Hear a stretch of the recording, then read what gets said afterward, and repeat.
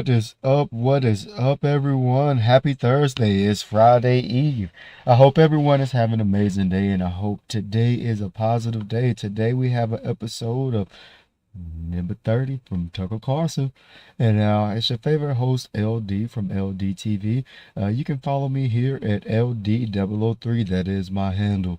So today we'll be watching Tucker Carlson live. He did post a video just 2 hours ago. That is only 2 hours ago. Episode 30. What's happening at the southern border isn't just an invasion, but a crime.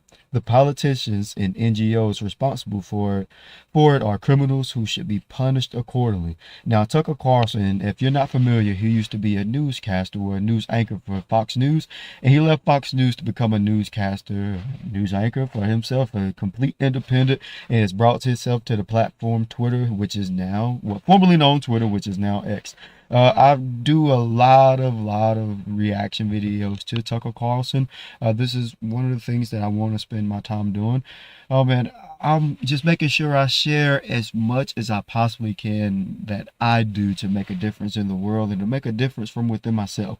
And one of the things that does make a difference is bringing truth to the world.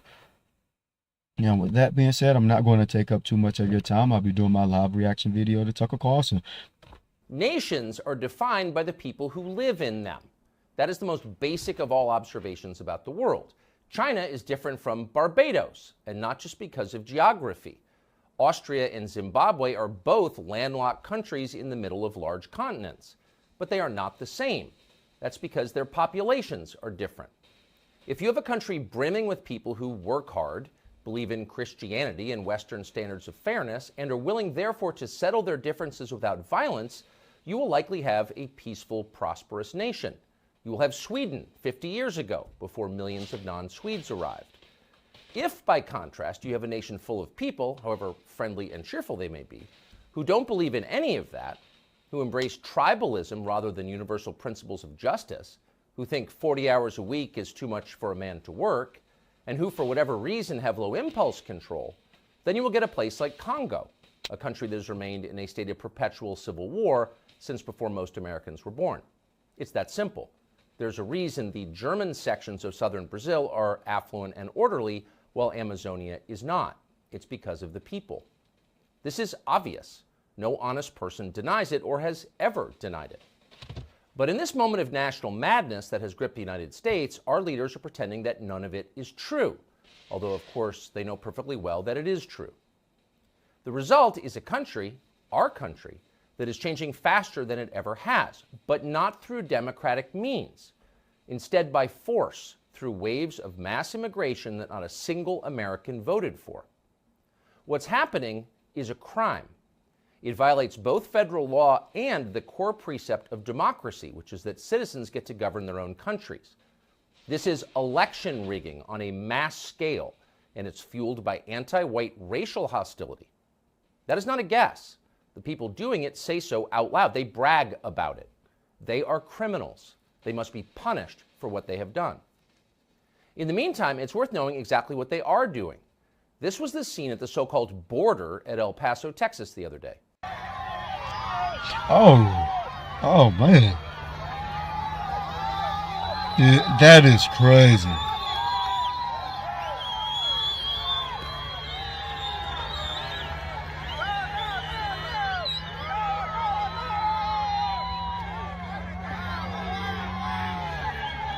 No, they just let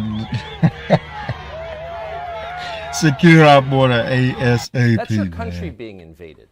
It will never be the same. Republicans in Congress, the Republican governor of Texas, do nothing as this happens. Democrats cheer it on.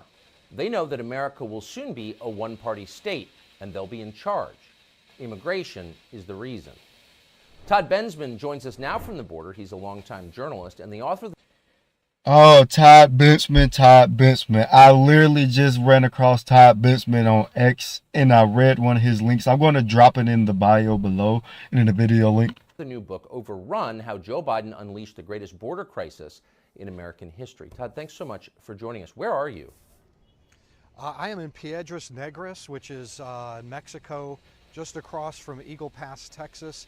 This has been a red hot spot for illegal immigration for the last couple weeks. Who's coming across, do you think, and how? And just in case you're not familiar who Todd Bitzman is, he's been writing about what's going on in our borders since about 2018, I would say. He even has a whole website about what's going on now. And he was able to tell us this from a long time ago. How many? Right now, immigrants from 160 different countries are crossing this border. These are going to be people from other than Mexico and other than Central America, really from all over the world, Middle Easterners, people from every country of Africa, and the numbers are absolutely stupendous. This mass migration crisis of the last 36 months, 30 plus months, broke every record in the national history books already.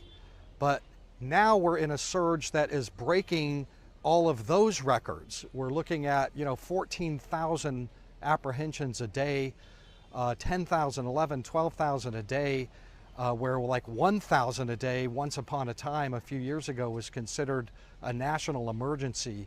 It's 14,000. We're looking at probably pushing 300,000 plus a month. 300 a I think month? it's going to be closer to 400,000 a month. If you that's consider insane. the CBP One app where they're bringing them in over the ports of entry, you don't see those ones, and flying tens of thousands directly from foreign countries into 43 American airports directly. So you don't see all that. There's going to be a lot of runners and gotaways as well to add to that. And I think we've got to operate on the assumption that none of these people are going back to their countries of origin, that all of them are being supported by American taxpayers and have an expectation of staying here. Absolutely. First of all, we're pushing 5 million people that we know for sure are inside the country in a very short period of time. Just the logistics of trying to track down everybody and execute deportation orders. It's just Domesticated. They're just gonna, your odds. It's if you're an civil. Hold on now. immigrant who You would crossed think they in would struggle to get across. Now are they just chilling. phenomenal They that minding their you can just business. disappear into the ether of the country. Nobody's leaving. So you're describing a total collapse of the rule of law. Absolutely. If you come to the U.S. southern border, if you are able to get over this river behind me and into the hands of Biden's Border Patrol, you are guaranteed entry and stay in the United States. You're that's almost crazy. guaranteed. In addition to that, the administration has put together 3 or 4 different what they call lawful pathways that they are enabling people to cross, like kind of pre-legalized, pre-approved. They just kind of came up with this off the top of their heads, but like hundreds of thousands of foreign nationals are entering that way. 1 to 5 different ways that you can enter the country and successfully stay for a long term, because the whole calculus for the immigrants is, if I lay down $10,000 in smuggling fees, I want a return on investment. And that is entry and long-term stay so I can pay it back. And that is guaranteed right now. So Honduran villages are emptying out. Population transfers are happening right now from places like Cuba, Guatemala, African countries. People are coming, they're emptying out of their countries and coming through because there's a return on that smuggling investment to get here, because we are letting them in. We are deporting almost no one. We are detaining almost no one. I've interviewed thousands of these immigrants. On the other side at the bus station, you can find them with their papers 24 hours after they get caught crossing over here. They're stamped in and they're on a bus to New York City or wherever, all across the country. We are not, like you said, we're letting them. I mean, it's their criminal political class and the criminal NGOs who are pilot fished on that class who are making this possible. But most people are totally opposed to this. It's supposed to be our country. We're supposed to be its owners. We're paying for this. And I wonder, at an earlier age, you would of course see American men with their own rifles standing on the border stopping it. Does there come a point where people just say, this is a criminal government and we're going to stop the invasion of our country? I mean, listen, ultimately this is an electoral issue. This is going to come down to the 2024 election. Who is in the inauguration seat in January 2025. This thing started in a Sleepy Joe. 24-hour period. You can trace it right Sleepy to the day it Joe. started, Inauguration Day 2021. It has a very distinct beginning, and it can be ended in 24 hours just as well, with the kind of policies that make that smuggling investment not worth it, not worth the risk. That's really what the calculus is. And also remember that, you know, I've never met an immigrant who wasn't equipped with a cell phone, a modern cell phone connected to social media, and everybody down trail is very keyed in on their phones to everybody up trail.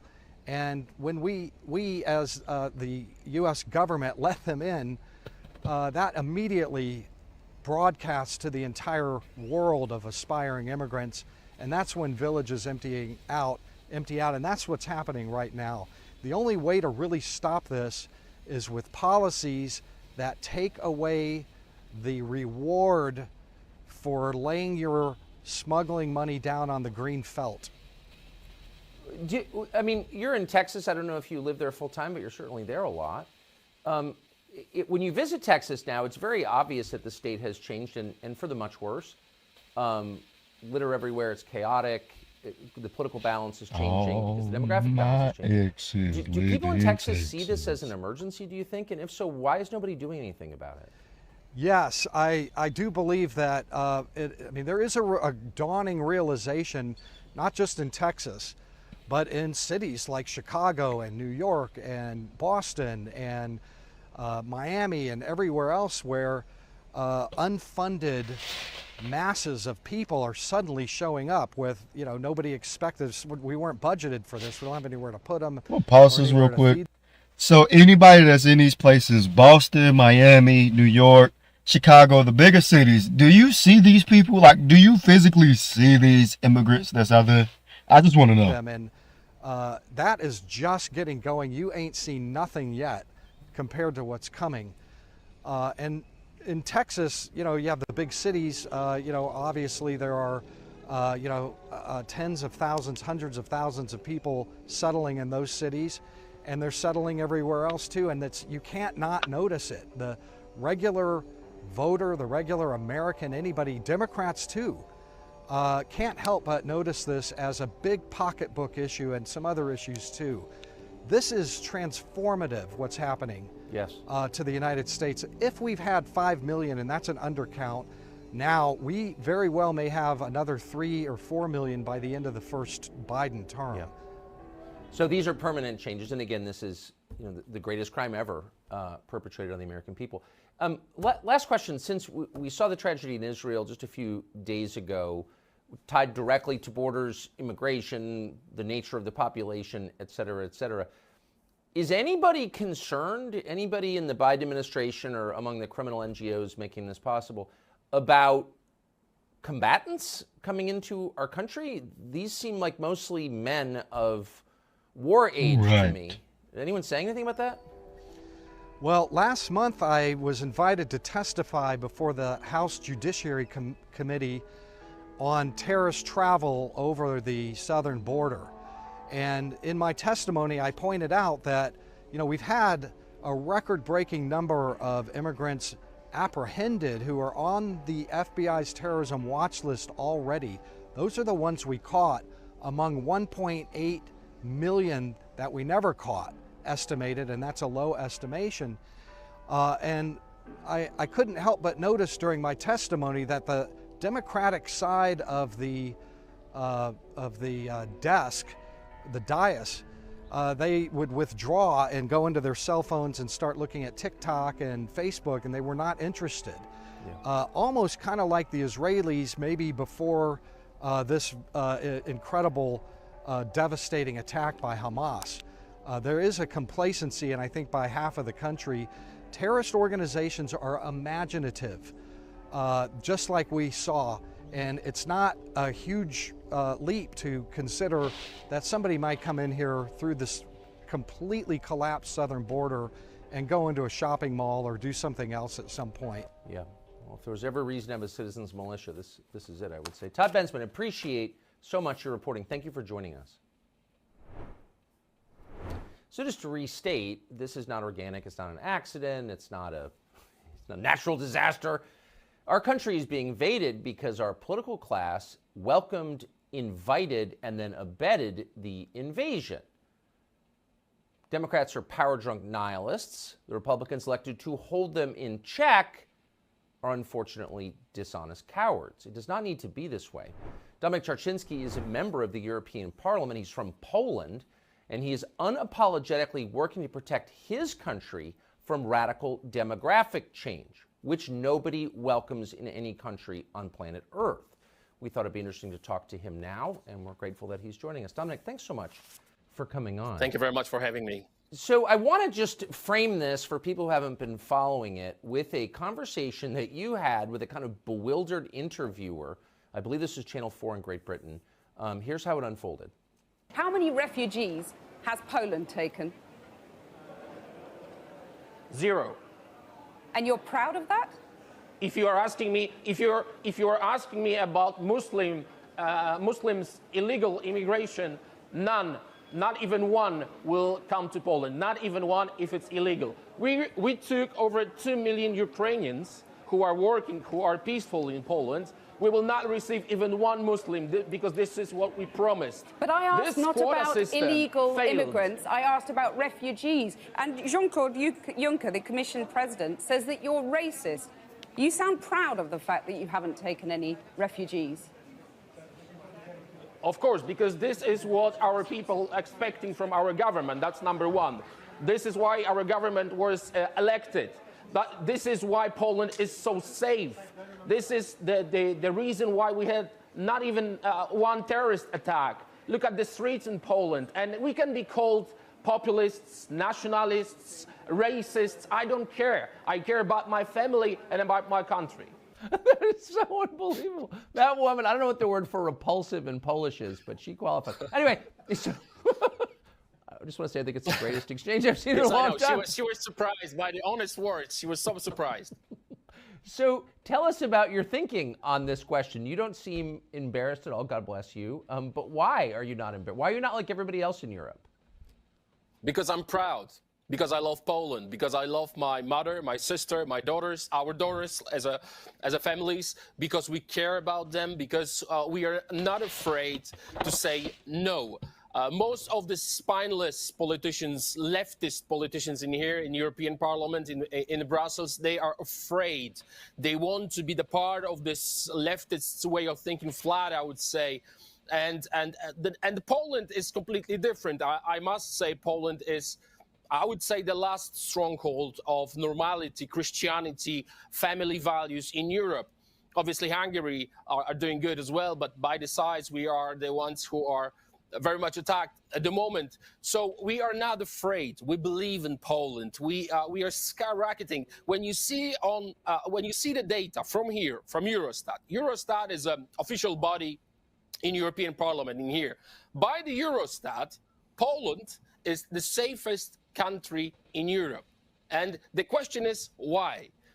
Never changed since we took power. Since 2015, there is a very, very simple policy: zero illegal migration, which means zero terrorist attacks. Poland is the only country in Europe without terror attack. We don't have stabbings, we don't have rapes in parks, we don't have all this rubbish in Poland. Why? Because we are very, very strict on migration. As a lawyer, I was listening to your conversation. As a lawyer, I'm doing my PhD on international law. Don't spray me, man. Water hurts. I must confirm Water they are not hurts. refugees. Please they don't are spray me. illegal migrants committing crime. They are criminals. They should be sent back, punished, and then sent back from wherever they came from. So people are afraid to say obvious facts, and we are not afraid. That's why we are so successful. Again, Eurostat, the lowest unemployment, the highest GDP growth. We are just booming. And the most important, one of the lowest debts in Poland, public debts. But the most important thing is zero illegal migration equals zero terror attacks. The safest place in Europe, Poland. That is why I've got this motto in here: be like Poland. I don't know if you can see it. That's my personal motto, because I'm so proud. I'm so proud of Poland. Look at the data and then answer yourself. Do you want to be like Poland, or you want to be like, unfortunately, some borders in Europe and in the United States? And I must say, President Trump was right about the wall. President Trump, you are an inspiration. Thank you for that. Thank you, Trump. And no one is able to come. Please build a wall, is the y'all. part of our safety. Please. So President Trump was right, but most of these leftists are too low to say, yes, he was right. They would never admit it because they are wrong. So that's very simple. That's a common sense. That's nothing unusual for us, for Polish, to be brave, to believe in our own nation, to love our families, to take care about our families and our country, and then think about someone else. That's so simple. It is so simple, but I asked you, why do you have this attitude that is unknown in the rest of the West? And you said, because I'm proud to be Polish. I have self-respect. I love my country. Yes. Is it no country in Europe, maybe in the world, suffered more than Poland did over the last 100 years from every direction, crushed, its population massacred? Why have the Poles emerged? Did they emerge from the 20th century with their self-respect intact, whereas Great Britain, obviously Germany, all of Western Europe, they hated themselves by the end, but the Poles didn't. Why?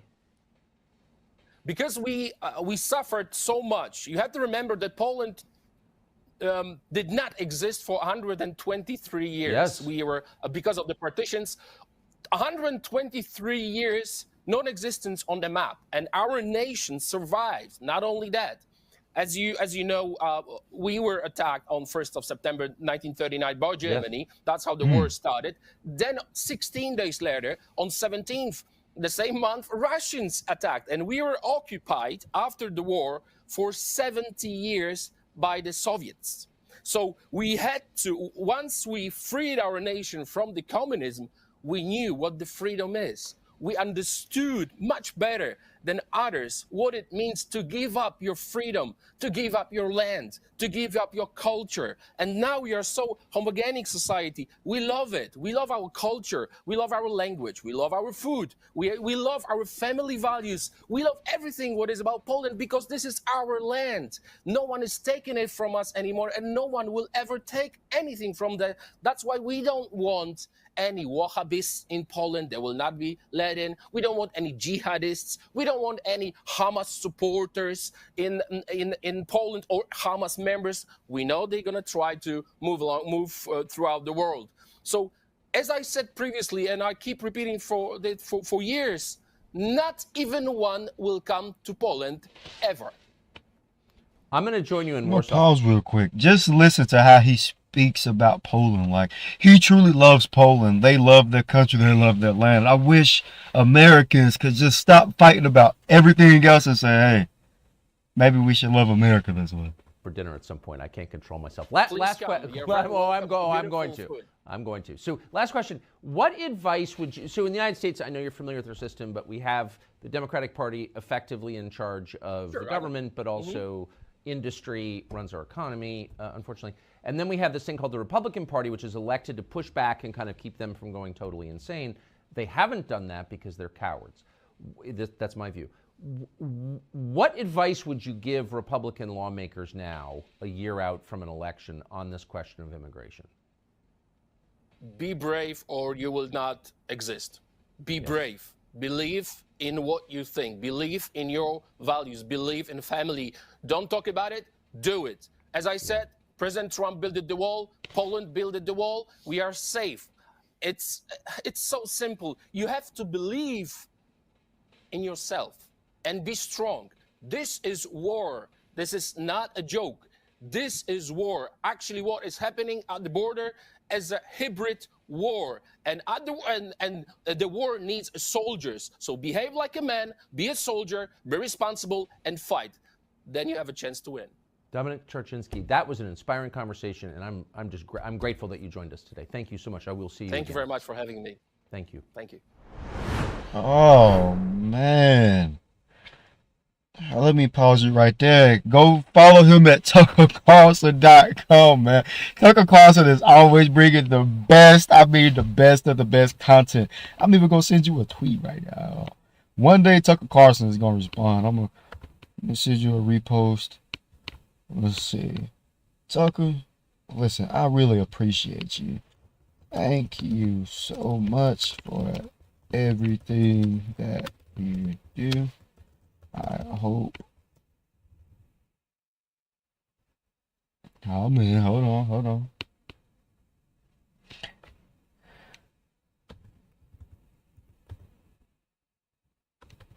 Hope that you have an amazing day.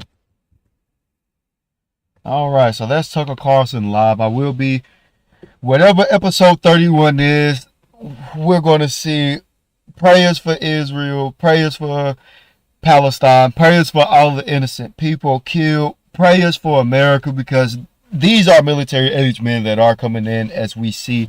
I can take you back to the video. Hold on.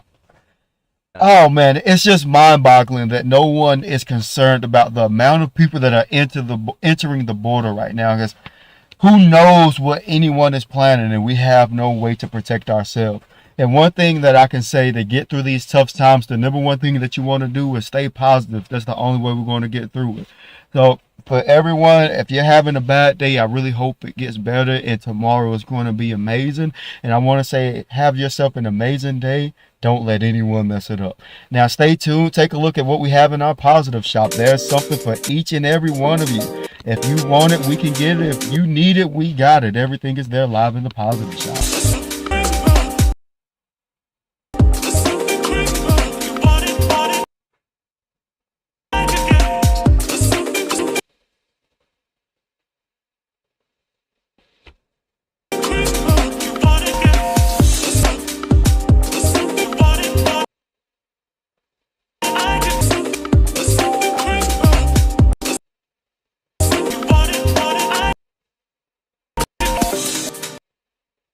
Always stay positive. Now, I'm going to leave you guys with this message. As I always like to say, I hope you have yourself an amazing day, and don't let